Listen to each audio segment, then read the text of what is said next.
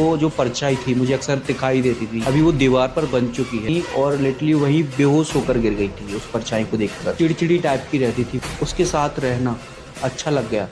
तो इसके जो ग्रह वगैरह होते हैं, इनके दोस्त कुंडली में दोस्त वगैरह कहते हैं कि शायद से सीमा पोजेस।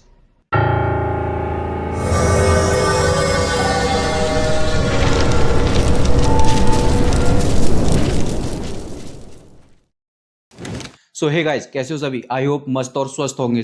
आज की वीडियो हमारे पास शेयर करी है सीमा जी ने, and thanks for share this story Seema ji, कि आपने अपनी स्टोरी को हमारे पास शेयर किया। एंड दोस्तों, अगर आपके पास भी कोई आपकी हॉरर स्टोरी है या कोई नेगेटिव एनर्जी से रिलेटेड कोई आपके पास स्टोरी है जो रियल हो, तो आप अपनी स्टोरी को मेरे पास भेज सकते हो। मैंने वीडियो के डिस्क्रिप्शन में एक व्हाट्सअप नंबर और एक जीमेल डाल रखा है, उसके जरिए आप अपनी स्टोरी को वॉइस नोट बनाकर मेरे साथ शेयर कर सकते हो। इस वीडियो की शुरुआत करते हैं।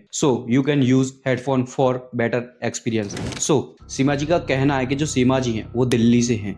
सीमा जी का जो कहना है कि जो इनके साथ ये दुर्घटना बोल लो या फिर बोल लो कि जो नेगेटिव एनर्जी आत्मा वगैरह से जो इनका सामना हुआ था वो अभी नहीं, आज से तकरीबन 10 साल पहले, जो इनकी अभी एज है वो 26 ईयर है। बट जब ये आज से तकरीबन जब ये 16 साल की थी, उसके आसपास जब इनके साथ कुछ ऐसी घटना हुई कि वो काफ़ी ज़्यादा खौफनाक बोल दो, मतलब इतनी ज़्यादा हॉन्टेड है ये इनकी जो स्टोरी है कि ये उस टाइम पर पोजेस हो गई थी। अभी सीमा जी ने जो है एक्चुअल में एड्रेस और सारी चीज़ बताने से मना किया है कि क्योंकि ये जो स्टोरी है ये उनकी खुद की ही स्टोरी है।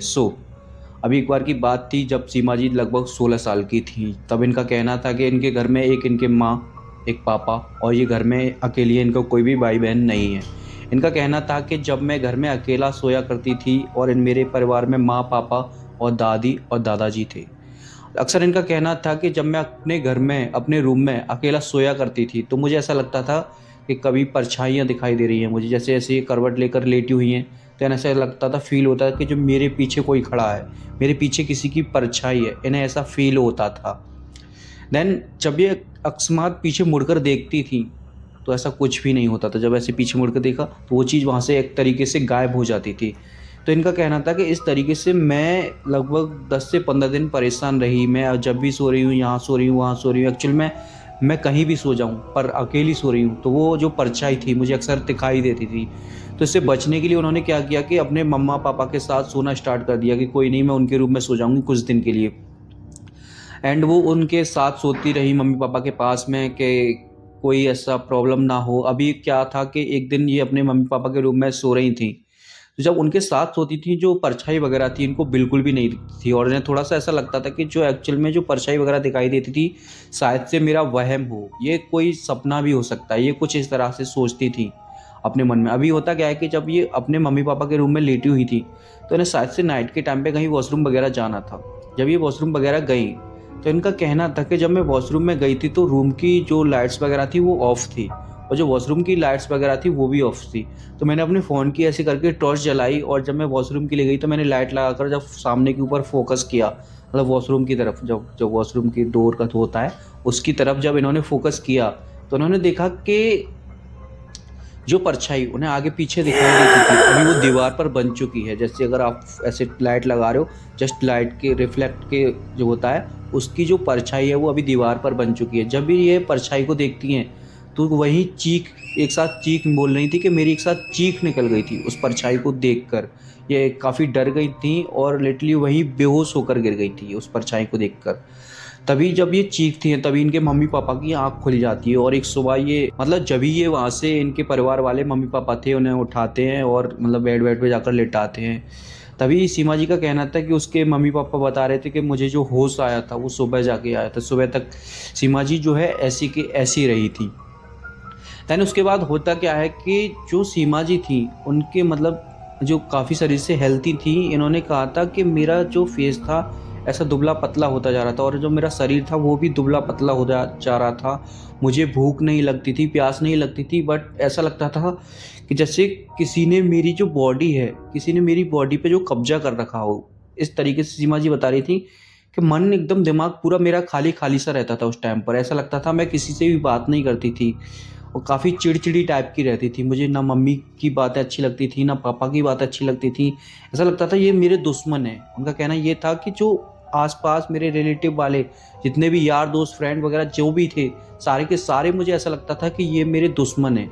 मैं किसी से बात नहीं करना चाहती थी, बस अपने कमरे में अकेली बैठी रहती थी और अक्सर उसी परछाई के बारे में सोचती रहती थी। और एक तरह से जो परछाई थी, मुझे उसके साथ रहना अच्छा लग गया था, ये उनका कहना था। होता क्या है कि ये जो सीमा जी हैं, इनके जो दादा दादी थे वो उस टाइम पर इनके साथ नहीं थे, वो अभी गांव में थे।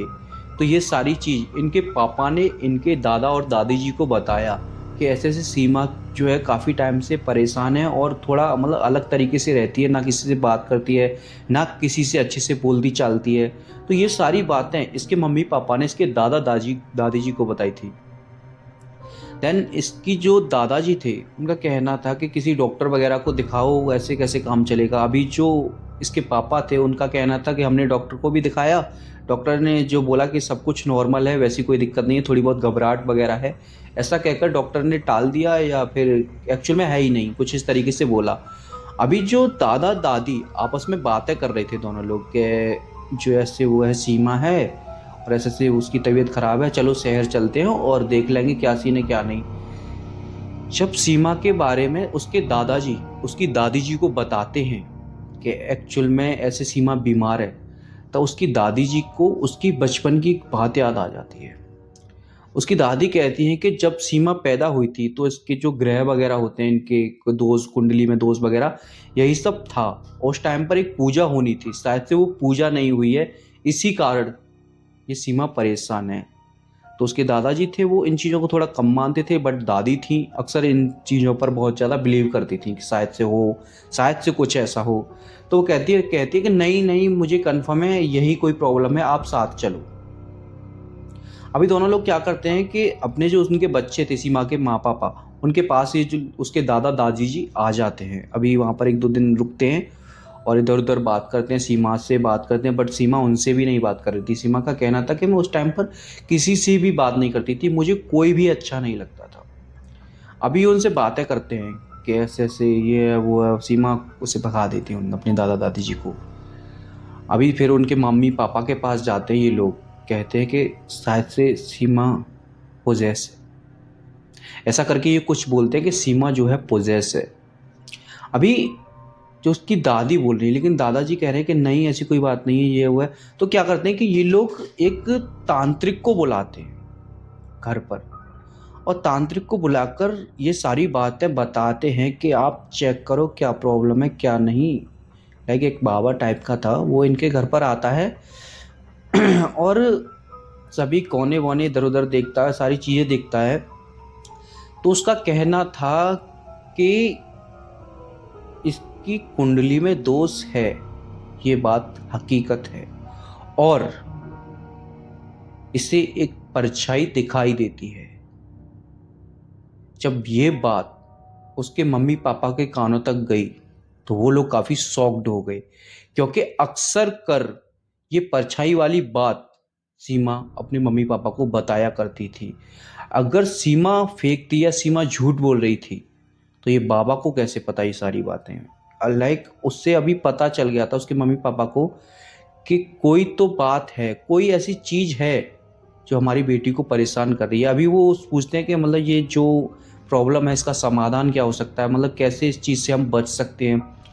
तो बाबा बोलता है कि अभी तो कुछ नहीं हो सकता। ये जो इसके साथ प्रॉब्लम है ये बचपन से पैदाइशी से है। ये जो आपको कोई पूजा वगैरह बताई गई होगी, आपने इसकी कुंडली वगैरह में दोष है इसलिए आपने कोई पूजा वगैरह नहीं कराई है, ये उसी पूजा का कारण है।